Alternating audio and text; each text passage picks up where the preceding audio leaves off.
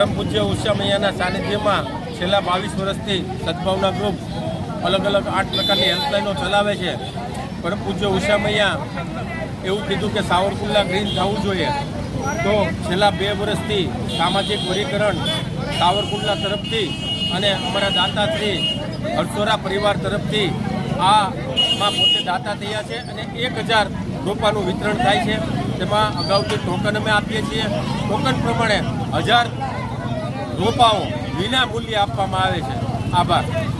સાવરકુંડલા ખાતે વિવિધ સામાજિક પ્રવૃત્તિઓ કરતા સદભાવના ગ્રુપ દ્વારા શહેરના લોકો પોતાના આંગણામાં વિવિધ પ્રકારના ફૂલછોડ વાવી અને ઉછેરી શકાય તેવા શુભ હેતુથી ગ્રીન સન્ડે ગ્રીન સાવરકુંડલાના શીર્ષક હેઠળ રિદ્ધિ સિદ્ધિ ચોક ખાતે વિનામૂલ્યે 1000 રોપાનું વિતરણ કાર્યક્રમ રાખવામાં આવ્યો હતો। પરમ પૂજ્ય ઉષામૈયા શિવ દરબાર આશ્રમ કાનાતળાવ ના આશીર્વાદથી ધારાસભ્ય શ્રી મહેશભાઈ કસવાલાની હાજરીમાં કાર્યક્રમમાં સદભાવના ગ્રુપ દ્વારા રોપા વિતરણ કરવામાં આવ્યા હતા, જેમાં 1000 જેટલા રોપાનું સામાજિક વનીકરણ રેન્જ સાવરકુંડલાના સહકારથી વિનામૂલ્ય વિતરણ કરવામાં આવ્યું હતું। રોપા વિતરણ કાર્યક્રમમાં વન વિભાગના અધિકારીઓ ઉપસ્થિત રહ્યા હતા।